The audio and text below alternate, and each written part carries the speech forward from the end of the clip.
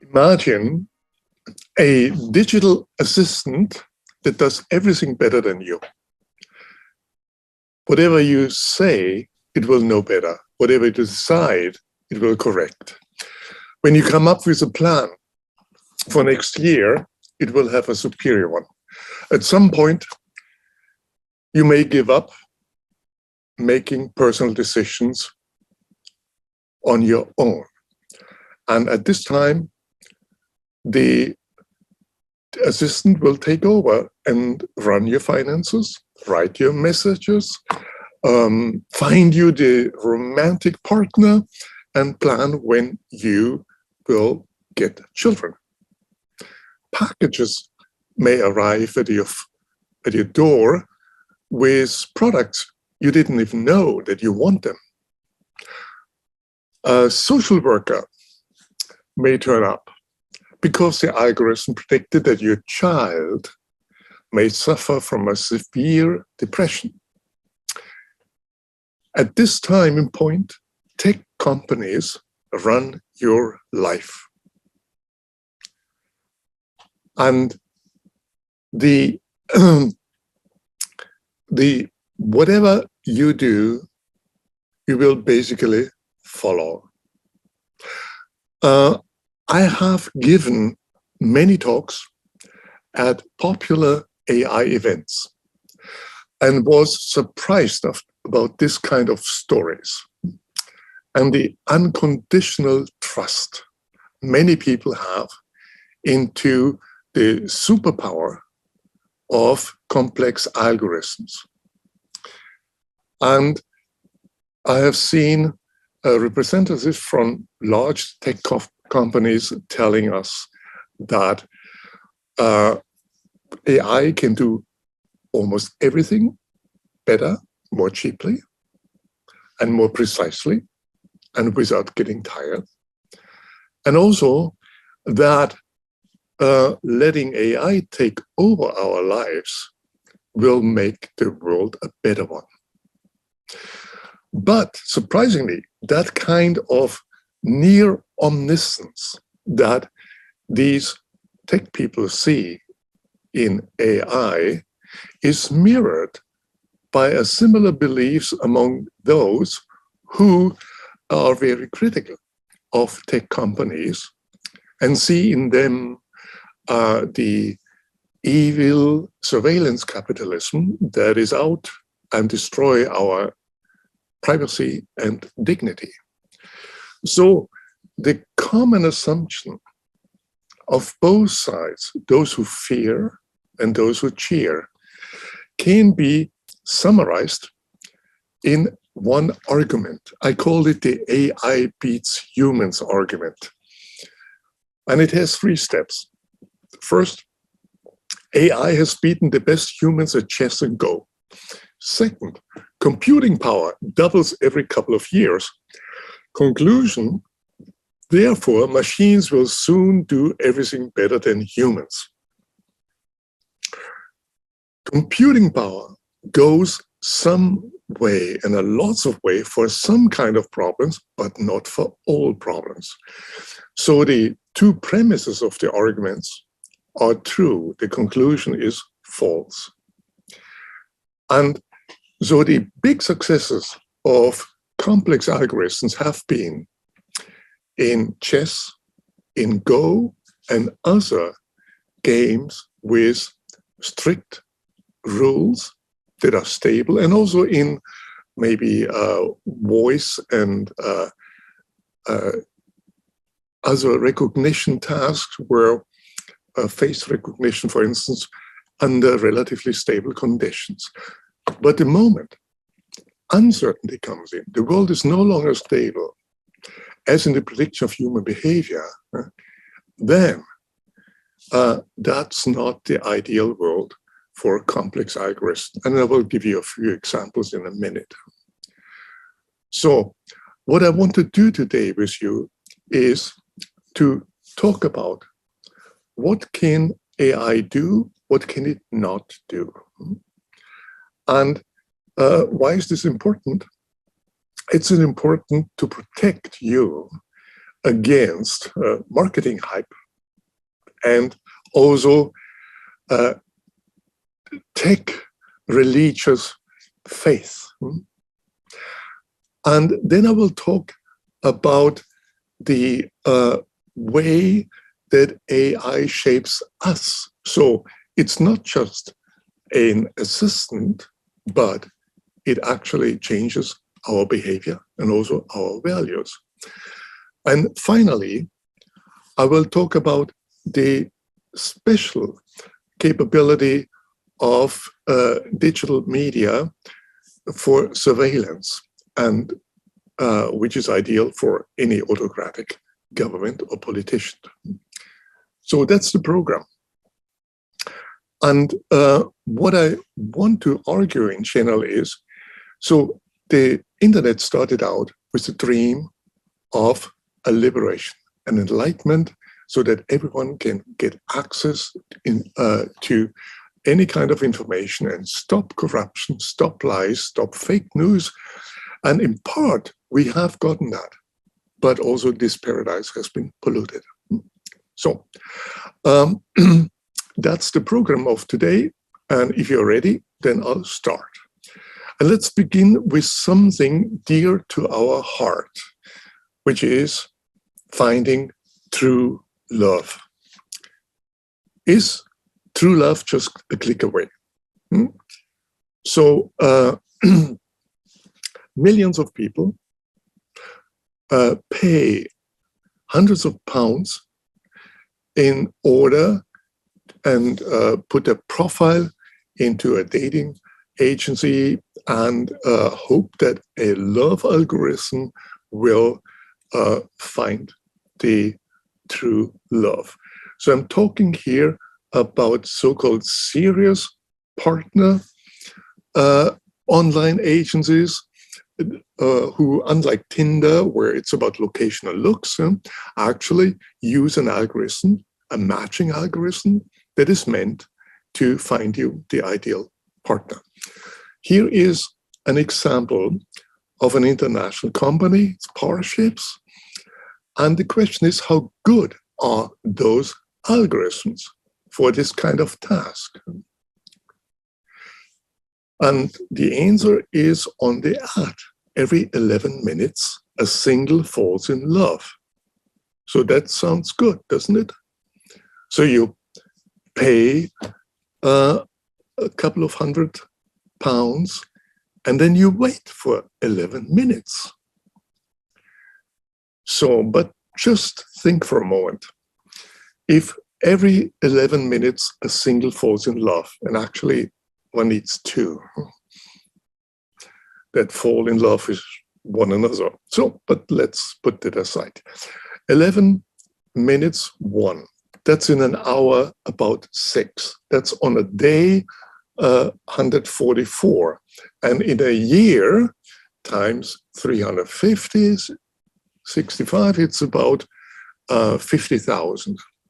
So if Parship has 1 million customers, 50,000 a year is 5% a year. So you have a 95% chance to just find nobody. And you can make a simple calculation. You pay for 10 years, and then you may have about a 50% chance to find the big love. So the studies that exist about the success of online algorithms that find you the ideal partner find that at the end, it's not more likely to have success than if you go out with your dog, go to parties, or if you go into a chat room, so where you find people that have similar interests than you. So the question is, why can AI win at chess but not find the best mate? And the answer to this question is what I call the stable world principle. complex algorithms work best in well-defined, stable situations where large amounts of data are available. And examples are chess, examples are Go, and many industry applications, and any type of situation where tomorrow is like yesterday. Human intelligence has evolved to deal with ill-defined, unstable situations like other people, or predators, or weather, and with large amounts of uncertainty. So that's the stable world principle that gives you a kind of first guess whether an algorithm will be successful. And sources of uncertainty are usually people, and predicting behavior of people, there has been very limited success so far. I will also talk today about a second principle. It's the adapt to AI principle. That means if your digital assistant will not morph into a super intelligence at some point of time, then another interpretation is, okay, it will be just an assistant. The adapt to AI principle says, no, it's likely to be more. That means we adapt our behavior and also our values to the potentials of AI. And that has an important consequence. To improve the performance of AI, one needs to make the physical environment more stable and people's behavior more predictable. I'll give you a few examples in a minute. So here is a funny version of that. The teacher tells the kids, remember kids, you should never look before you cross, because driverless cars will always stop for you. The most serious example are actually the vision of self-driving cars. Now, before I make my statement, let's make clear what the terms mean. There's a huge confusion out there, and in part deliberate. So the Society for Automotive Engineers classification system has 5 levels of automation. And the first one exists since decades. It's a system, for instance, that speed control. The second level combines several systems, for instance, to park. That's where we are now at level 2. Level 3 would be a car that can do everything that we can do, but still needs a driver who pays attention and is ready to take over. So these are, you can see this here is the steering wheel. The next 2 levels are different. Level 4 is a car that doesn't need a driver who takes over, but can only drive under limited conditions. And the self-driving car, level 5, is a vehicle that doesn't need human assistance and can drive under all conditions. So that's the self-driving car, just to be clear. So I brought you a quotation by Elon Musk, who says, I'm extremely confident that level 5, that is self-driving cars, or essentially complete autonomy, whatever that means, will happen, and I think it will happen very quickly. I remain confident that we will have the basic functionality for level 5 autonomy complete this year. He repeats that every year, since many years before, later. Now let's apply the stable world principle to this argument. Self-driving cars, in order to function, require stable environments and also predictable people, not the usual drivers human drivers. And so, from this point of view, Musk's confidence is most likely an illusion. And he may have to say this for the next 20, 30 years.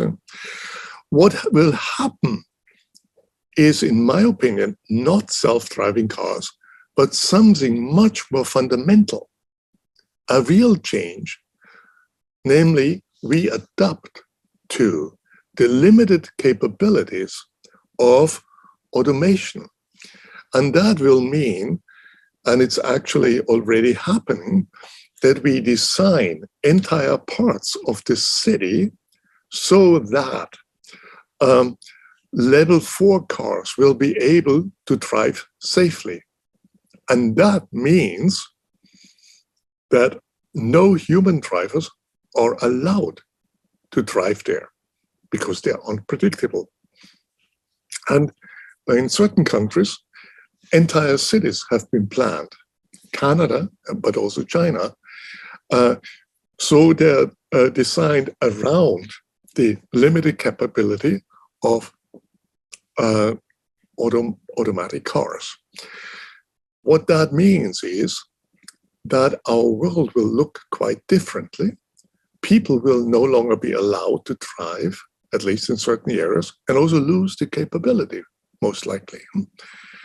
And or we go in a different situation. There's no, it's not an accident that much of the technology comes from California, where there's little public transport.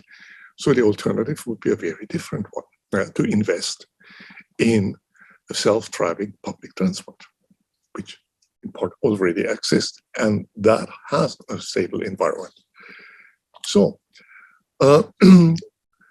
let me move on, and let's ask the question, is more data really always a good thing? Or could it be that you could do better in certain situations with less data? Chris Anderson, former editor-in-chief of Wired, was very enthusiastic about the capabilities of big data. And he wrote, "Forget taxonomy, ontology, and psychology. With enough data, the numbers speak for themselves."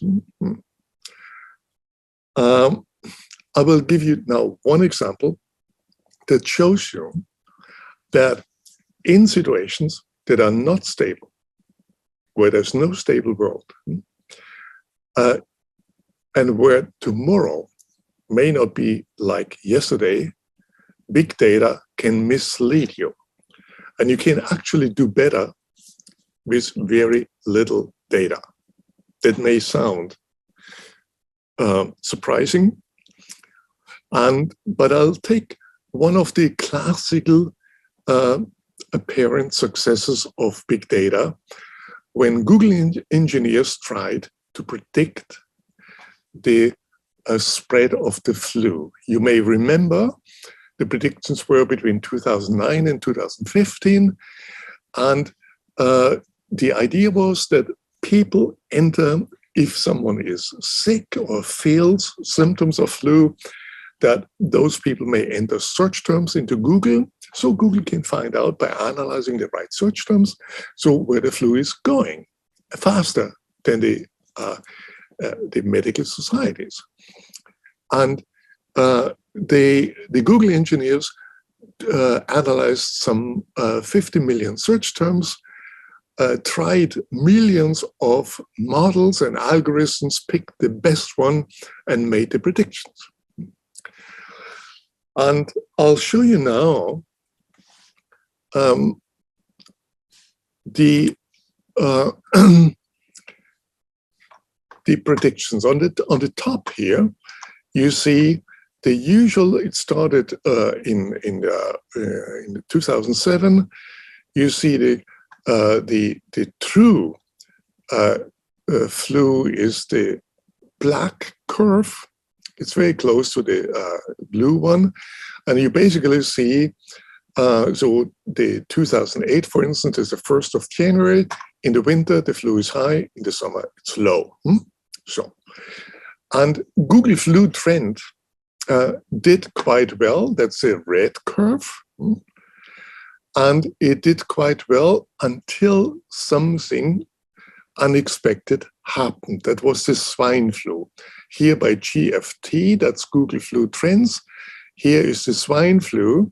The swine flu did not start in the winter, but in spring, and had its top in the fall. So Google Flu Trends missed it and underestimated it. And then the engineers updated the algorithm. Now you have two possibilities to update an algorithm. You could say it's a complex problem. We need to make it more complex. That's what the engineers did. The studies that we do at the Max Planck Institute will show you it's the wrong question. You need to realize it's a problem under uncertainty. If a complex algorithm fails, make it simpler. So what we did is we looked what humans are doing, following the tradition of Herbert Simon, and we know from psychological studies that in dynamic situations, people don't take all the information about the past, but only the more recent information.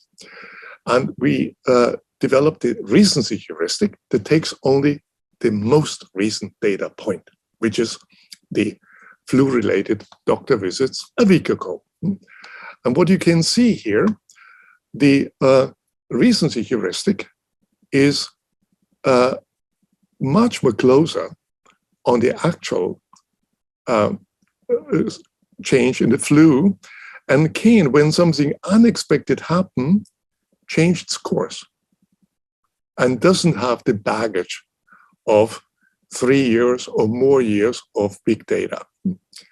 So, and you can see that the big errors of Google Flu Trends are not committed by the simple heuristic.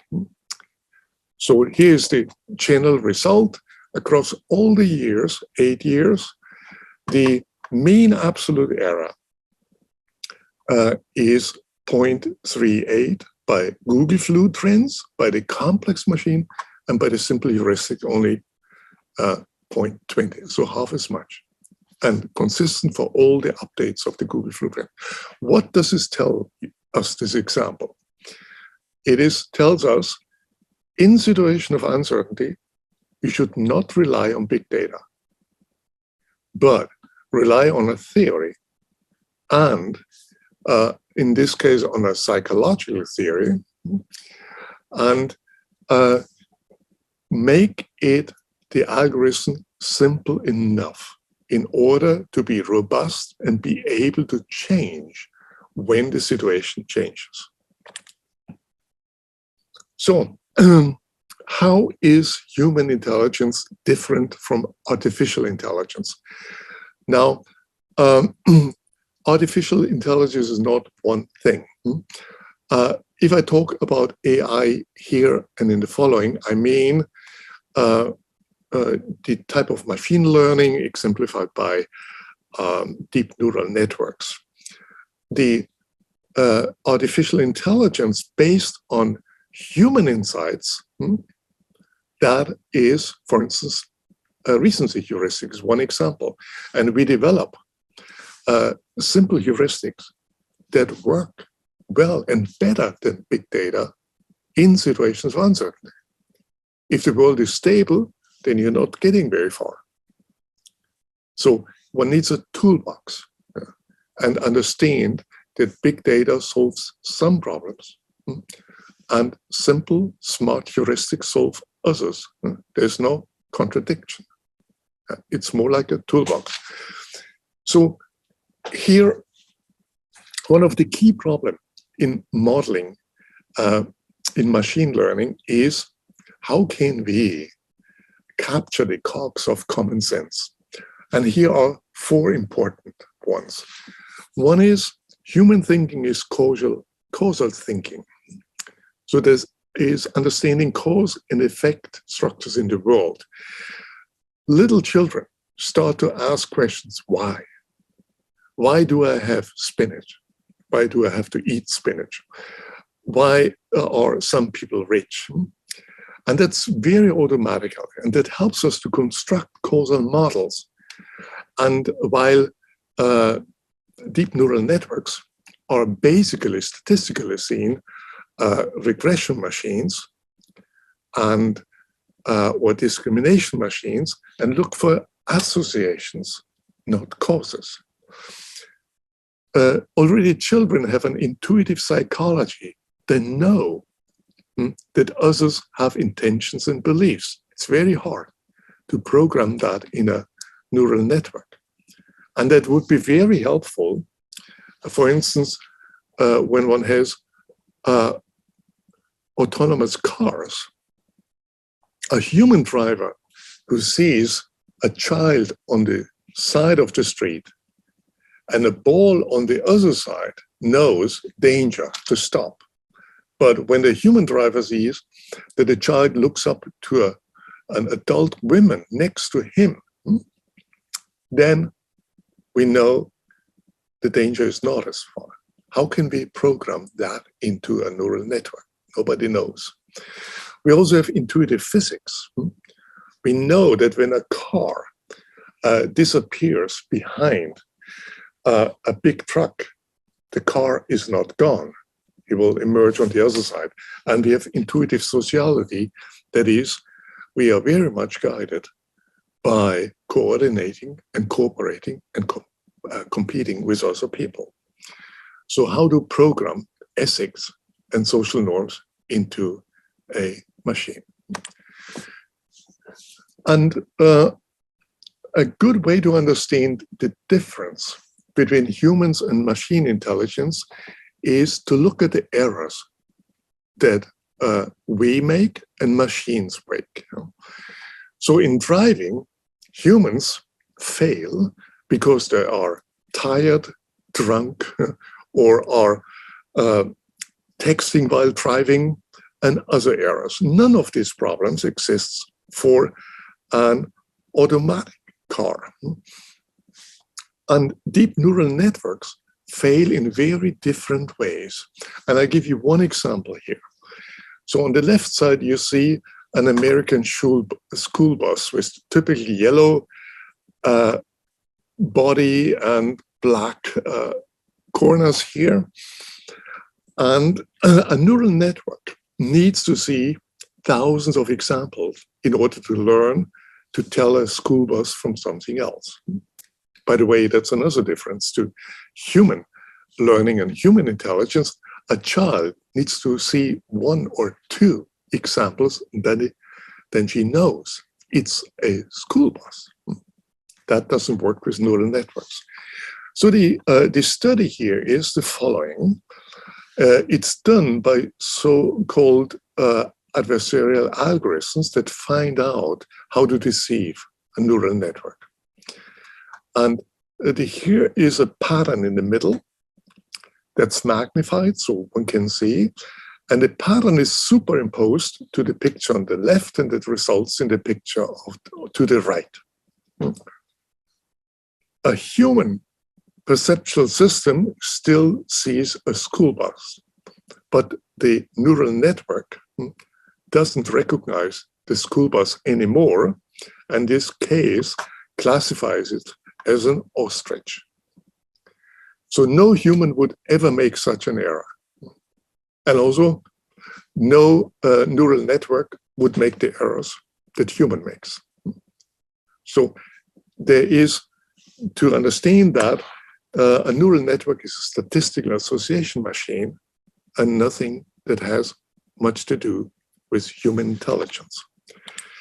Even more interesting, so does a neural network know what a school bus is? Knowing in the sense of a human, no.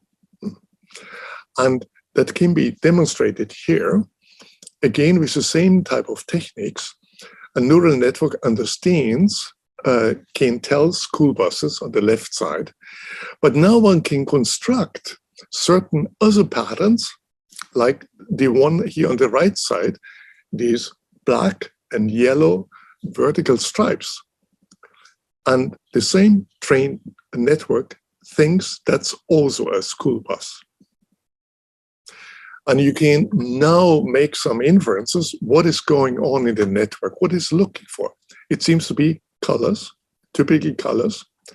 And if you just repeat the colors again and again, then it's more confident. Here's another example. There's a Fender guitar, an electric guitar. And the picture to the right is mistaken by the network with 99.9 confidence also to be a guitar. And again, you see, it seems to be look at colors. Guitars are usually brownish, and also the shape. It has this kind of S shape here, the inverted S shape on the other side. And if you just repeat that, then it seems to be more confidence that's going on. So the general lesson is, the intelligence of a deep neural network has very little to do with the intelligence, with the way that human intelligence functions. That also helps one to free one from the anxiety. There will be soon a super intelligence, so that your digital assistant morphs into the super intelligence that is just not as intelligent as you, but just more. There is a very different type of intelligence. It's statistical correlations. But the problem comes even bigger for a neural network when one has not just tell object, classify objects, but identify a story, get a story right. And without common sense and intuition, that's very difficult. Here are 3 examples. The picture on the left is from a Western show. You see the spectators in behind, and it's one of these usual scenes. And the neural network learns from many pictures what's going on to labels. And here, the label it finds is a woman riding a horse on a dirt road. It's hard to recognize whether the face is from a man or a woman. A human would know from experience, from intuition in the Western, it's most likely a man, but the neural network doesn't have this common knowledge, and it also doesn't recognize the danger in which that person is. In the middle, this is a photo taken from a car on a plane which is crashing. And it recognizes, again, the objects like an airplane, and thinks that the highway is a tarmac at an airport, but doesn't understand what's going on. The same situation on the right side. The neural network recognizes that there are people on a beach. So that's a picture from a tornado, and the people are running for their life, but doesn't get the general point. So these are examples about that help us to understand that the idea that AI, in the sense of neural networks, will soon be like humans and just better is a non-starter. It's much more fruitful to recognize that we have 2 different types of intelligence that can be useful for very different situations.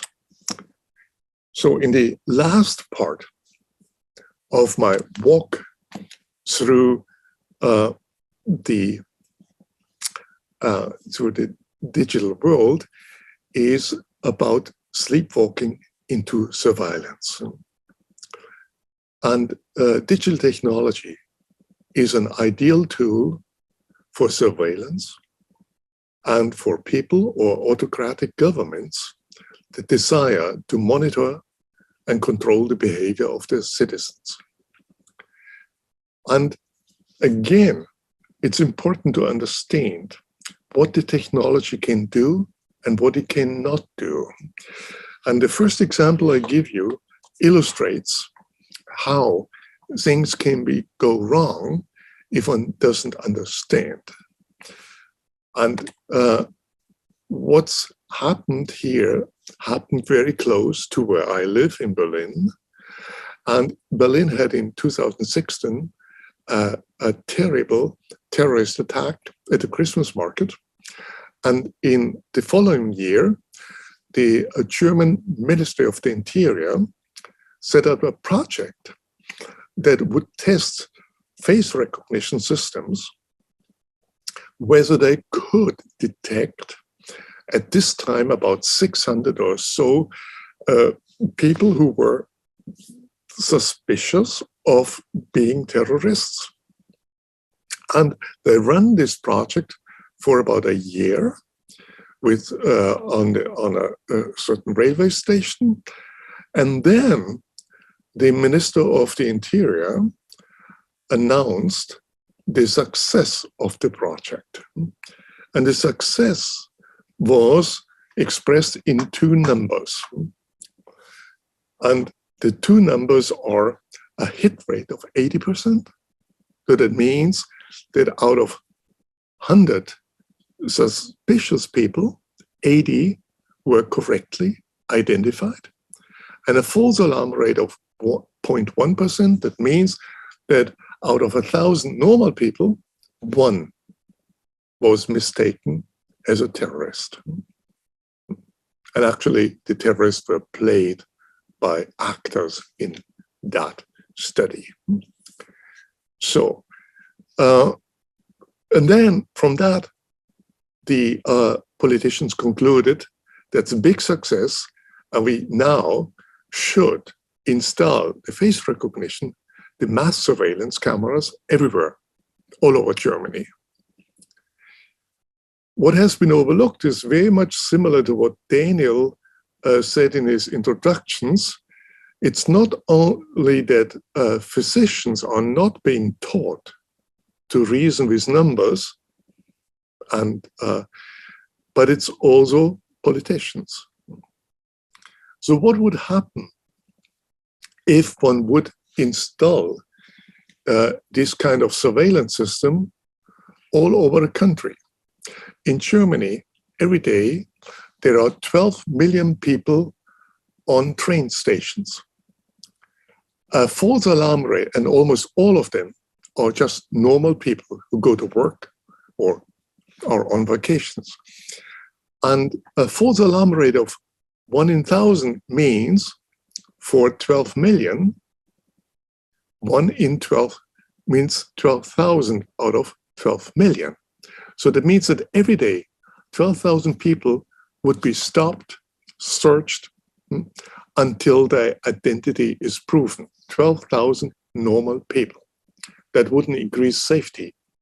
That would just decrease, it would decrease safety because police would be occupied with normal people. So the when we published that, and also others who took that up, finally it was stopped. So this system never was installed. And the lesson is, the enthusiasts about digitalization and techniques for surveillance often suffer from a lack of risk literacy, or call it innumeracy. Here are 3 examples. So the German Minister of the Interior in 2018 said, the mass surveillance systems showed impressive performance, so they can be widely implemented. He did not appear to understand that mass surveillance means masses of false positives. A member of the EU, the European Parliament, in response to a commentator on Twitter who pointed out what's called Bayes rule, that is what I just intuitively applied, she responded, you should work on your math. A 0.1% error rate, that's the false alarm rate, means 99.9% hits when applied optimally. That's optimal. She did not understand, she wrongly believed that the false positive rate, so the probability that someone tests positive in that face recognition system, if the person is no terrorist, and the probability of terrorist if positive, they don't add up to 100%, as we just saw. And the head of the German police trade union said, the false positive rate of 1% is so low that it's acceptable, barely perceptible. He didn't realize that it's, in this case, 12,000 per day. So what I mean here, we have a large problem with politicians who do not have the data literacy to really understand what they're doing. There is a recent study by the Royal Statistical Society with British members of parliament who has given them 3 simple tasks. One of the tasks was, if you throw a coin twice, what's the chance that you get twice a head? What do you think?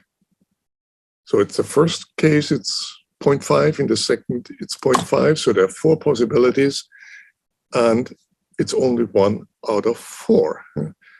But half of over 100 members of parliament didn't understand that. And most of them still thought it's still 50%. So that's just an illustration. We don't have managed to test the German politicians, but I doubt that it will be better. The British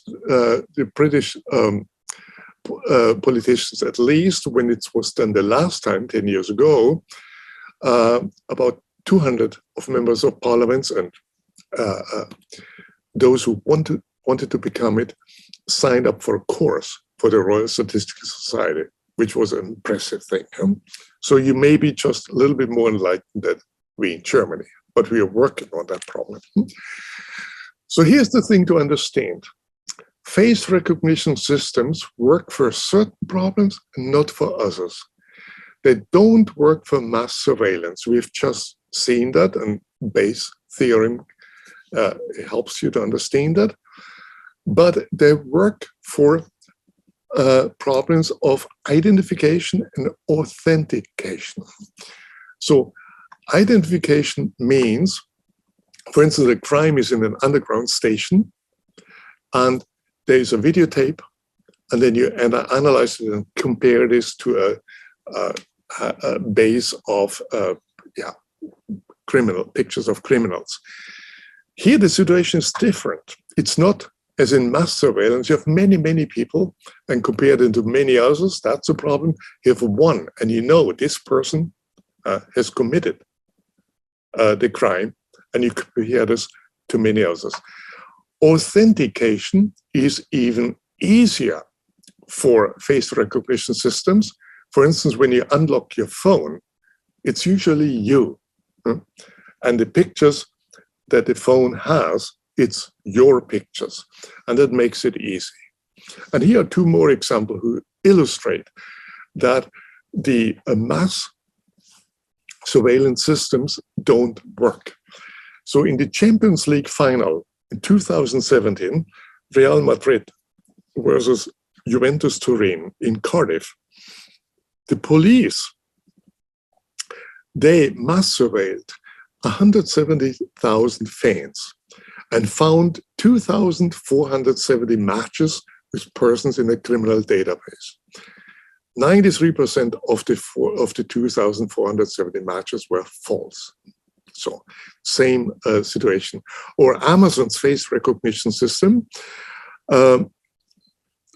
analyzed all 535 members of the US Congress and found 28 matches with a criminal database. All of them, hopefully, wrong. So the public has nothing against authentication, identification, but fears mass surveillance. And that's exactly where the face recognition systems don't work. So let's go deeper into the problem of sleepwalking into surveillance, the privacy paradox. We have asked adults in Germany, what is the greatest concern about digital technology? And the answer was, it's that the data is taken and sent somewhere and analyzed somewhere, and they don't understand where. So privacy. Then they asked the same, over 3,000 adults in 2019, if you could pay for social media, for all of the social media, in exchange for keeping your personal data, how much would you be willing to pay per month? So if privacy is one's greatest concerns, one should be willing to pay a few pounds or euros or dollars for privacy. And the result really shocked me. 75% of Germans were not willing to pay a single euro. And the others were willing to pay something. So how can it be that if you're concerned, you're not willing to pay anything? That's called the privacy paradox. And you see in the figure below that the privacy paradox varies in its intensity strongly between countries. So this is another study.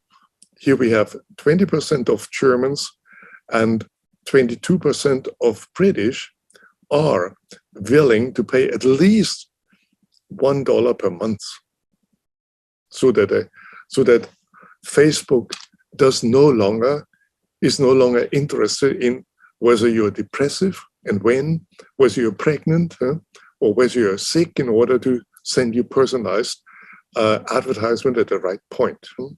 So, because you're not the customer on Facebook, you are the product to be sold to the advertisers. And the countries where people are most willing is China, Mexico, Brazil, and United Arab Emirates. But we in the West are sleepwalking into surveillance. We're not willing to pay.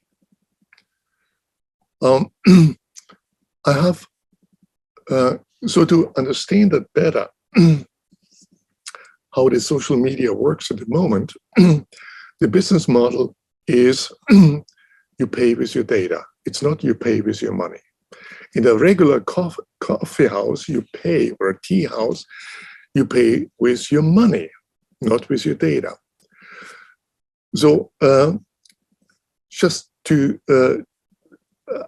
understand, so think about, imagine a coffee house which serves free coffee. It's free. So after sometimes, all the other coffee houses get bankrupt and you have no choice anymore. Then go there, but you enjoy your time because the coffee is free. Except that on the tables and on the walls, there are cameras and microphones that record everything you say and with whom you say. And the room is full with salesmen who interrupt you all the time and want to offer you personalized products. So that's about a comparison how Facebook and other social medias work. And we would live much better on the internet if the coffee house would be one where we can pay for the coffee with money and not with our data. And we would avoid all the consequences, namely that the algorithms of Facebook are geared to keep us there and cause problems, because one is pushed towards more content that is exciting, that is less scientific, that is more and more extreme. So if we could change the business model from paying with your data to paying with money, we would actually be on social medias the customer, and not the product. Just we are in this coffee house where you pay with, where the coffee is free, you are no longer the customer, you're the product. I've done a calculation what it would cost to reimburse Meta, or formerly Facebook, with all its WhatsApp, Instagram, and all others, to reimburse them so that now 97% of the money comes from advertisement, so that Zuckerberg had the same amount of money from the customers. How much do you think that would cost every month for the customer? It's about £2. That's all. It's about a coffee. And so it can be done. And that would be the going to the roots and changing the system so that we can live in an internet where not the product, but where the customer. So the sleepwalking to surveillance is well known in the China social credit system. So China has, since 8 years, building a social credit system. What is that? So every one of you has a credit rating, and which tells those, for instance, when you buy something on the internet, whether you are credit worthy. China went a step further and has a credit score, not just for your financial credibility, but your for social credibility. So everything that can be measured, your political behavior, what websites you look at, your social behavior, whether you visit your parents, your old parents, everything is put together into one value. So if you watch on, say, if you enter Dalai Lama into the search machine, then your credit score goes down. If you visit your old parents, it goes up. If you get a ticket for crossing the street at red light, it goes down, and so on.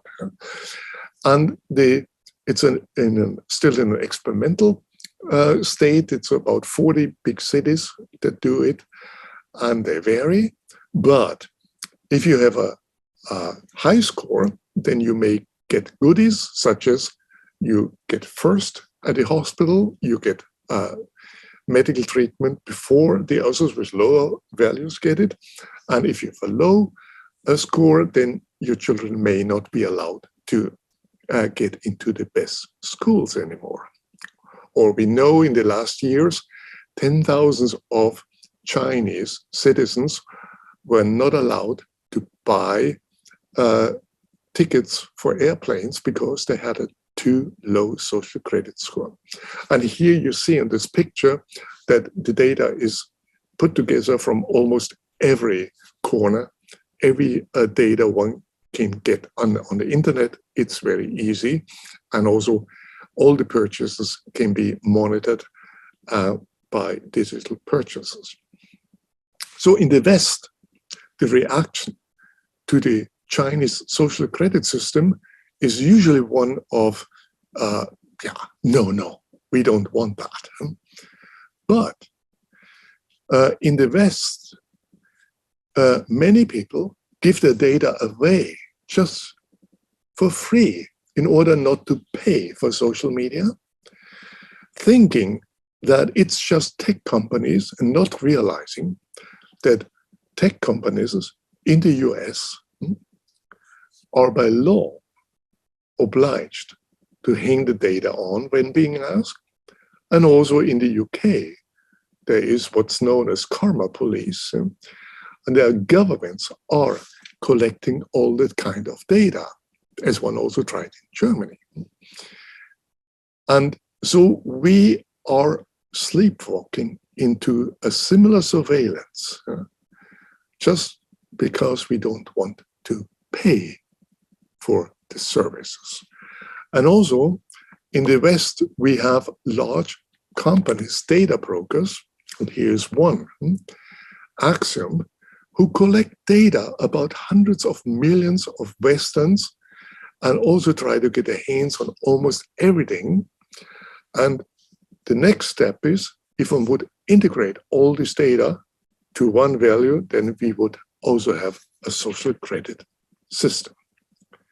So we need to be aware, and we need to do fundamental changes to stop these surveillance systems that emerge around to us all the time, morphing into something similar that China has and is actually now exporting in other countries, particularly in countries in Asia, but also in Middle America.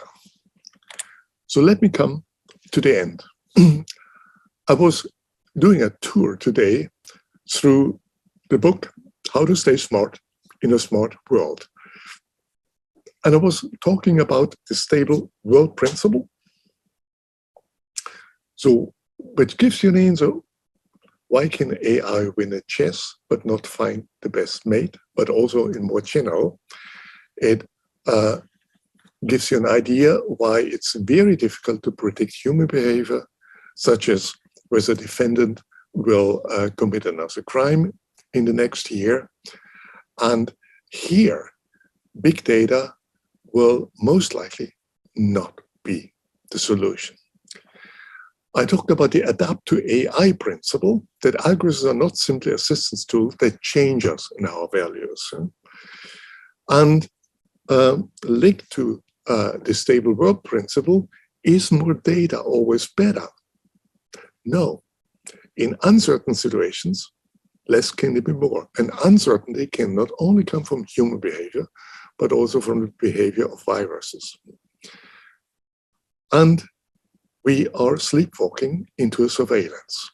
And the question is, if we don't stop this process that's happening, will democracy survive in an increasingly automated world where fewer and fewer people care about their privacy, and where more and more governments, also in the West, try to use the technology to surveil and control the people? So, what's our future? We need to fix the internet. We need to resurrect the old dream of an internet that serves us, that serves that serves for disseminating information and facts, and not fake news. We need to eliminate the surveillance business models, and we need to resurrect privacy and dignity. Thank you for your attention.